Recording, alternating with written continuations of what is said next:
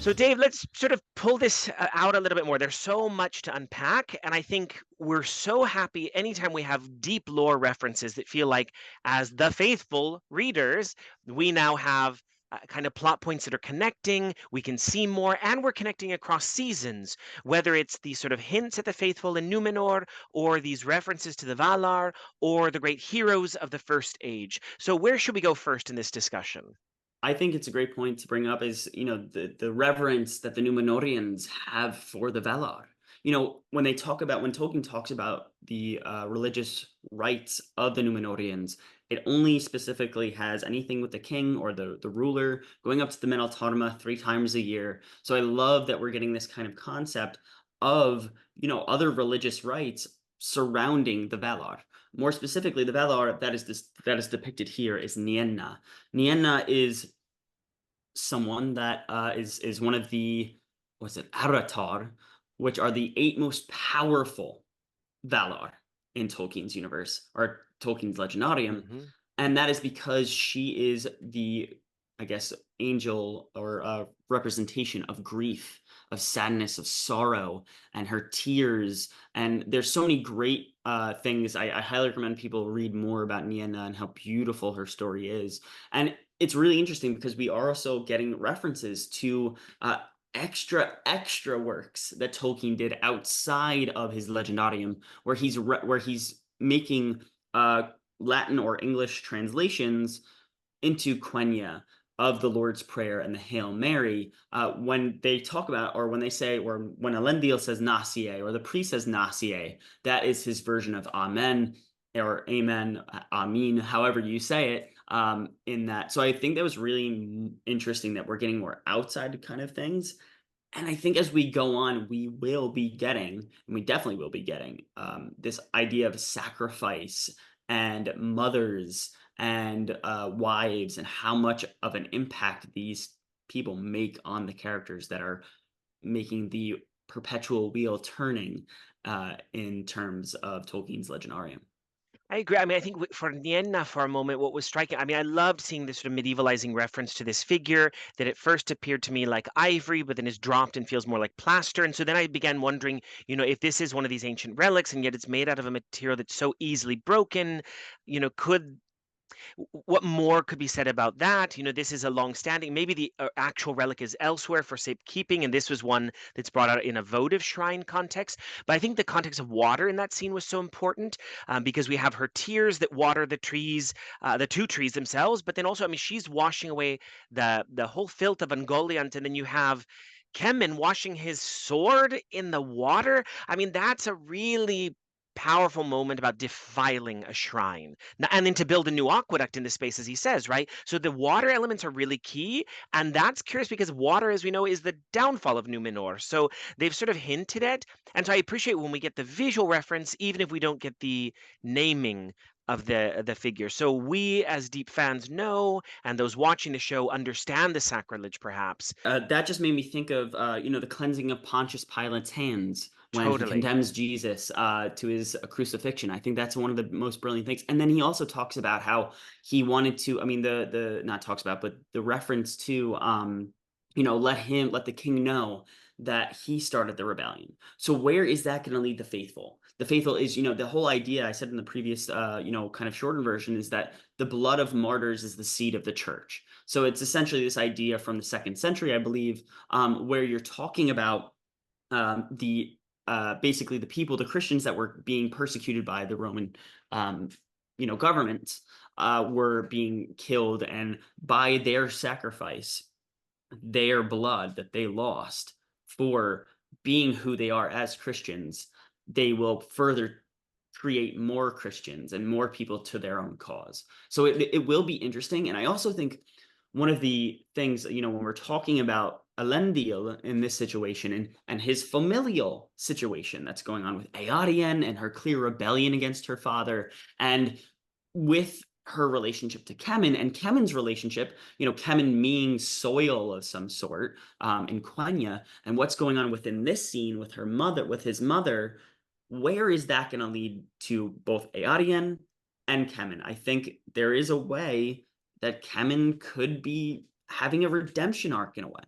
I think Eärien could also be having that same kind of redemption arc in that she sees that her brother is alive, she sees what's going on with the faithful, and maybe she does become this kind of insider into the King's Men to further help her brother achieve his ultimate heroic moment. I agree. Yeah, I think there can definitely be these moments of redemption or sort of conversion for both of the characters, perhaps. I think it's another good point that you mentioned when Farazon and Kemen are standing there looking out and sort of glancing in the distance towards the Menel Tarma and referencing the Menel Tarma. I mean, in our previous episode with Numenor, we see the eagle arrive, and I know that the eagles of Manwë circling around the Menel Tarma as a sort of great visual, and also the Menel Tarma being a space where you can see into the land of Aman and the great towers there. And I think there's something happening with Farazon, right, where he's realizing his own mortality in the face of the elves and in the face of, especially with Galadriel's storyline as it intersected in the show, and he'll ultimately stop any ascent to the Meneltarma, to the summit for the faithful. So they're setting up, I think, nicely the storyline. In season one, we had great references to the Meneltarma as well, whether it was the vineyards near the Meneltarma that Kemen references, right? I think it was Kemen, in fact. Yeah, it was. So Yeah. there's this interesting storyline between what's their family's connection to the Meneltarma, and does that come out in Farazan even having to maybe address some skeletons in his own closet or his role in the previous. I think there's Yeah. something there. I think because I think the mother could have been one of the faithful.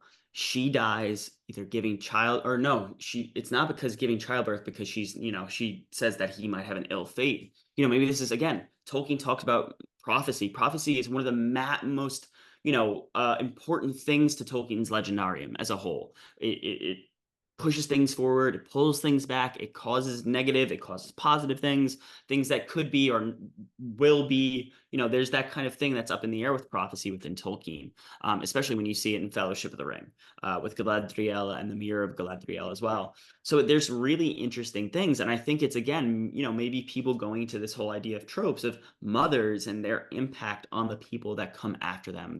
Whether it be if they don't survive, like Tolkien's mother did not survive.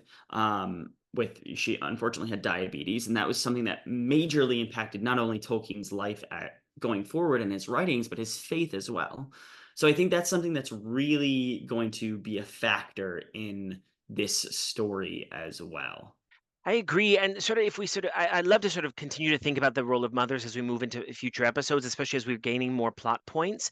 I wonder if we can sort of continue to also think about what's been happening in Eregion. In this season, I feel that Gilgalad over in Lindon is just off in his own realm, really subtly contending with the ring and the power of the ring.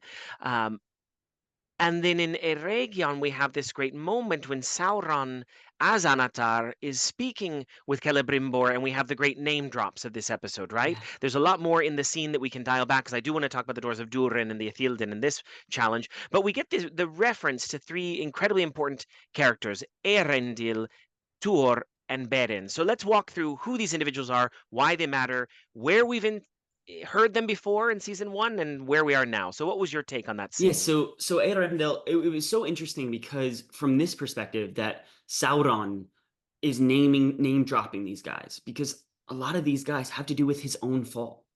Multiple times within the first age, you have Eärendil, where he essentially, is the last end all be all of the destruction of any evil in Middle Earth, or sorry, in Arda. He is the last, and he is the first hope.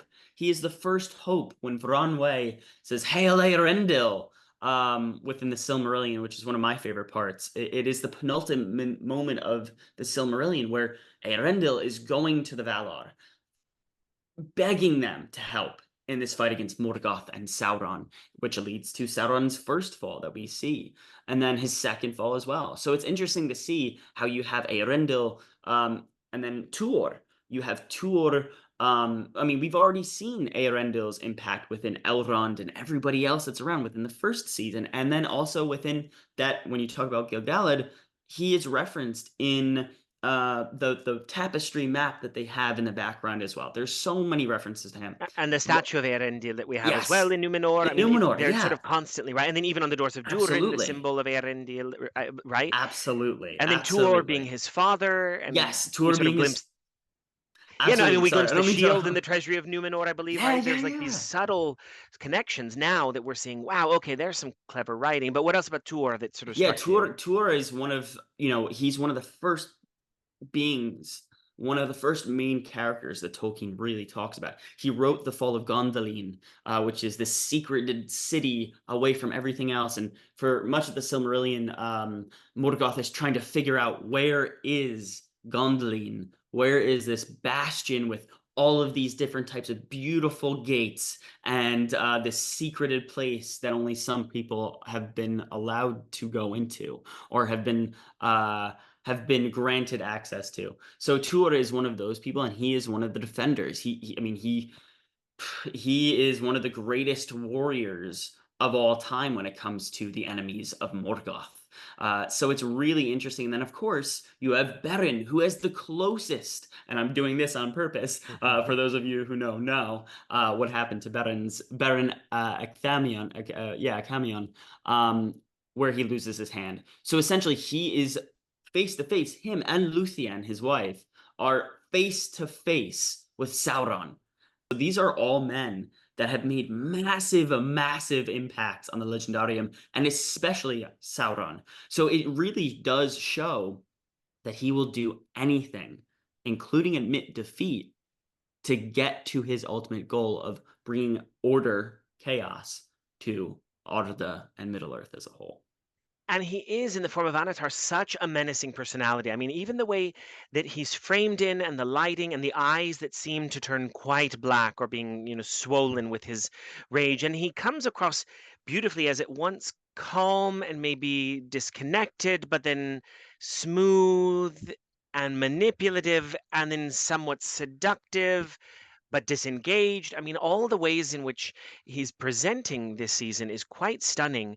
I will say that the moment of Narvi and Celebrimbor discussing the doors of Durin, there was a side of me that was a little upset looking at the doors of Durin thinking, wait a minute, how do we see all these great incisions unless they haven't yet filled it in with the Ithilden that will then only show in moonlight? That's my only sort of thought. Maybe that was the idea. But of course, being able to see that very recognizable incision, the great carving that we know from, of course, Tolkien's work, but then also later artist renditions and the Peter Jackson film, and Narvi's reference that the password is known only to friends. It's a nice nod, and also reminds us that in this second age, it was a simpler time between dwarves and elves, and so the password being as simple as friend, the elvish word, explains why Gandalf has such a hard time remembering it centuries later, in the Third Age. So that was a lovely moment.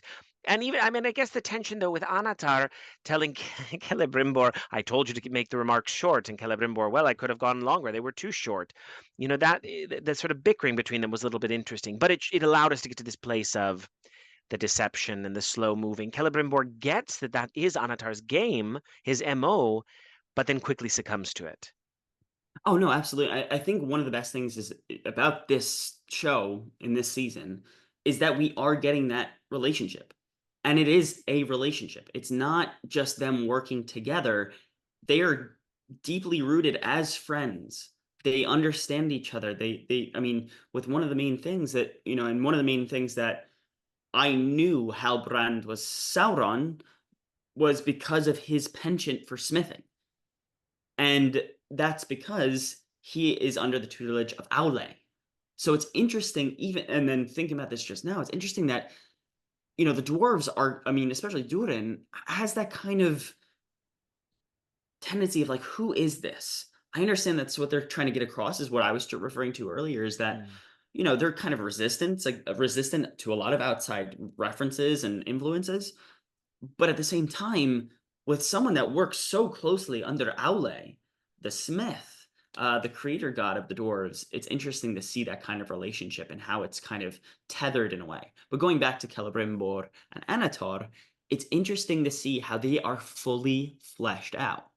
This relationship is something that I kind of refer to it as what Star Wars fans were thinking about with the whole fight between Anakin and Obi-Wan Kenobi.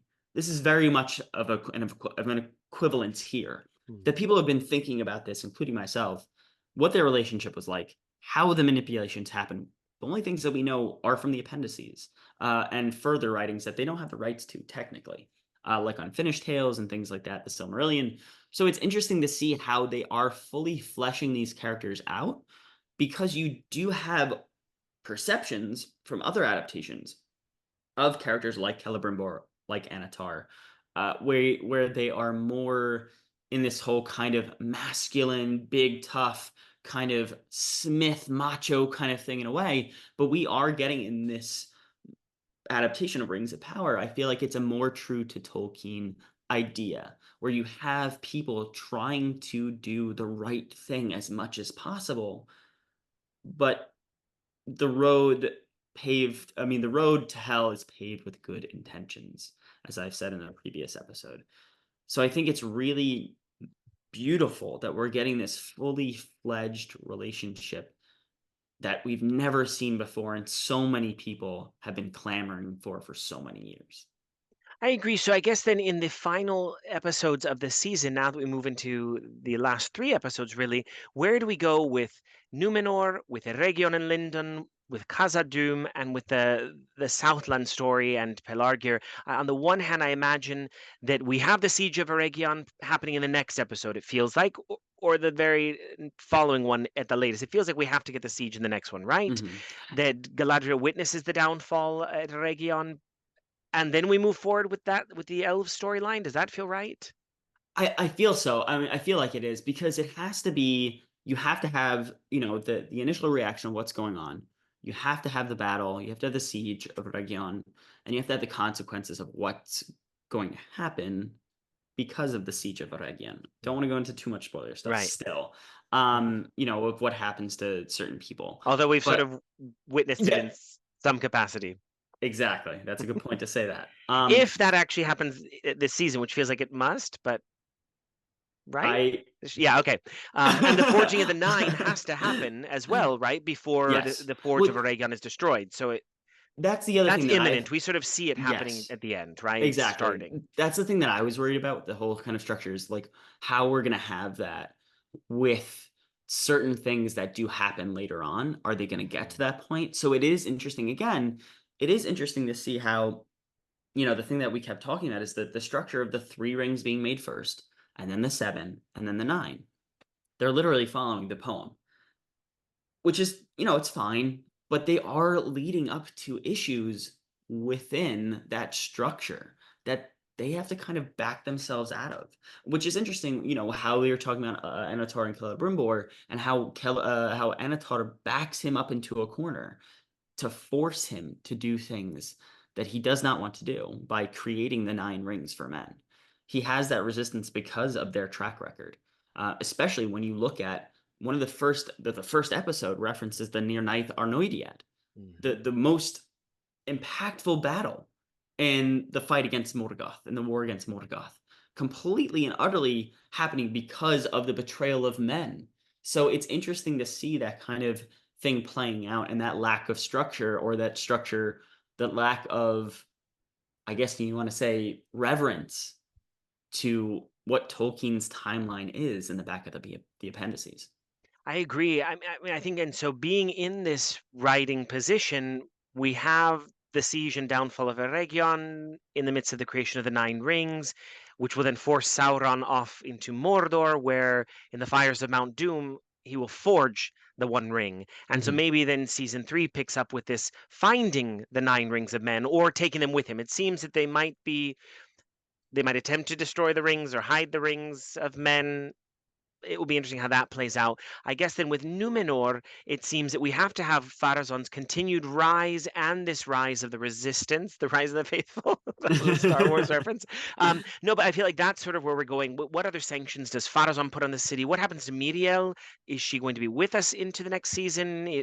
I'm curious what they do with her storyline. That's an interesting point because, in the trailers, we have a woman going into the depths with what it looks like a Watcher in the Water type sea monster figure that we do see in the first season.